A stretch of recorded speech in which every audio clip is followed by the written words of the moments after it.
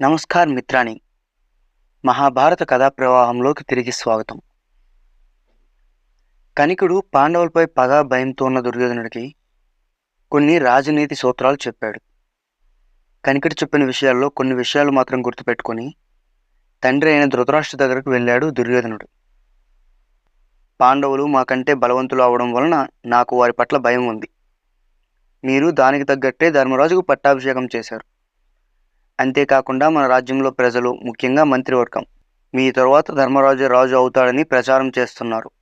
ఒకవేళ వాడే గనక రాజు అయితే మా పరిస్థితి ఏంటి అని ఉన్నవి లేనివి కల్పించి, అందుకే పాండవులు మన పట్టణం వదిలిపోయేలా చేయండి అంటాడు.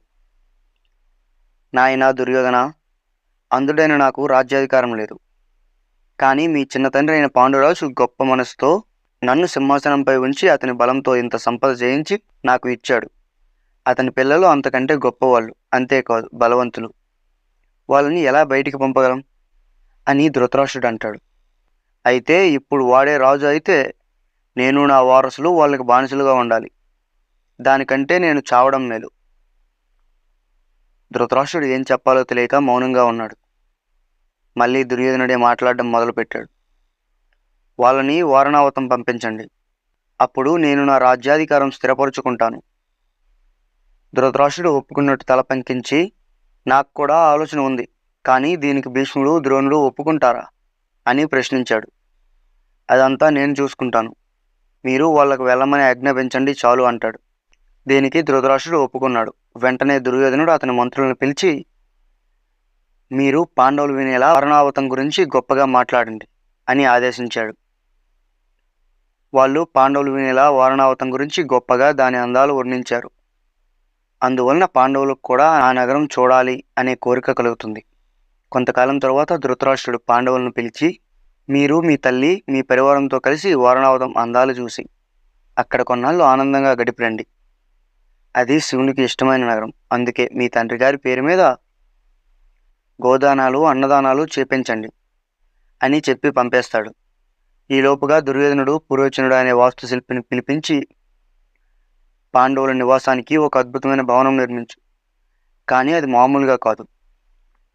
లక్క, నేతితో కలిపిన మట్టి, మద్దిబంక మొదలగు మండే వస్తువులతో చేపించు. అక్కడే కొంతకాలం ఉండి పాండవులు బాగా నమ్మి లోపల ఆదమరిచి నిద్రపోతున్న సమయంలో బయటికి వచ్చి ఆ ఇంటికి నిప్పు పెట్టు. పాండవుల చావును కల్లారా చూసి నిర్ధారించుకునిరా. తరువాత నాకు రాజ్యాధికారం వస్తుంది. నిన్ను జీవితాంతం సుఖంగా చూసుకుంటాను అని చెప్తాడు. దుర్యోధనుడు సహకారంతో పురోచనుడు పాండవుల కంటే కొన్నాళ్ళ ముందుగా వెళ్ళి దుర్యోధనుడు చెప్పినట్టుగా ఇంటిని సిద్ధం చేశాడు. ఈ సమయానికి ధర్మరాజు వయసు 29 సంవత్సరాలు, భీముడి వయసు 28, అర్జునుడికి 27, నకుల సహదేవులకు 26 ఏళ్ళు. పాండవులు ధృతరాష్ట్రునికి, గాంధారి, భీష్మ, ద్రోణ, విధిరాజులకు పాదాభివందనాలు చేసి బయలుదేరారు. కొంచెం దూరం వరకు విదురుడు వెళ్ళి ధర్మరాజుకు వేరే వాళ్లకు అర్థం కాకుండా కోడ్ లాంగ్వేజ్లో, మిమ్మల్ని ఒంటరిగా అంత దూరం పంపిస్తున్నారు అంటే దానిలో ఏదో కుట్ర ఉండే ఉంటుంది. మీరు అగ్ని వలన, విషం వలన కొంచెం జాగ్రత్తగా ఉండండి. నేను అసలు విషయం తెలుసుకొని మీకు కబురు పంపుతాను. అంతవరకు జాగ్రత్త అని చెప్తాడు. ఫల్గుణ శుద్ధ అష్టమి రోహిణి నక్షత్రంలో వారణావతం చేరుకున్నారు. పూజ చేసి లక్క ఇంట్లో ప్రవేశించారు. అంత అందమైన భవనం నిర్మించినందుకు పురోచనుడికి సన్మానం కూడా చేశారు. ముందే విషయం మొత్తం తెలుసుకున్న ధర్మరాజు ఇల్లు మొత్తం తిరిగి పరిశీలించి భీముణ్ణి పిలిచి రహస్యంగా, భీమా, ఈ భవనం మొత్తం నీతివాసన, లక్కవాసన వస్తుంది. విదురుడు ముందే చెప్పాడు అగ్ని విషయంలో జాగ్రత్త అని. ఇదేదో సుయోధనుడి మోసంతో కూడిన ఆలోచనలా తోస్తుంది. ఈ భవనం కాలిపోయే సూచనలు ఉన్నాయి కనుక జాగ్రత్తగా ఉండాలి అని చెప్పాడు. అన్నా, అలా అయితే మనం ఇక్కడ ఉండొద్దు, వేరే ఇంటికి వెళ్ళిపోదాం అని భీముడు అంటాడు. కానీ ధర్మరాజు మాత్రం అందుకు ఒప్పుకోడు. అలా వెళ్ళిపోతే వాళ్ళకు అనుమానం వస్తుంది, జాగ్రత్తగా ఉండాలి అంటాడు. పాండవులు తమ తండ్రి పేరు మీద గోదానాలు, అన్నదానాలు చేస్తున్నారు. ఇలా చూస్తుండగానే 6 నెలలు గడిచిపోయాయి.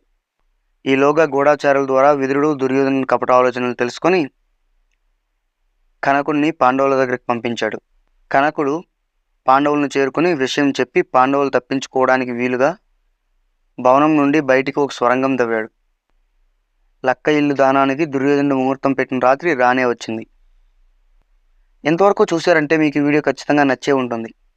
సో ఇంకెందుకు లేట్, వెంటనే ఈ వీడియోకి లైక్ చేసి మీ అభిప్రాయాన్ని కామెంట్ చేయండి. కుదిరితే ఎవరికైనా షేర్ చేయండి. సబ్స్క్రైబ్ చేయడం మాత్రం మర్చిపోకండి. జై హింద్.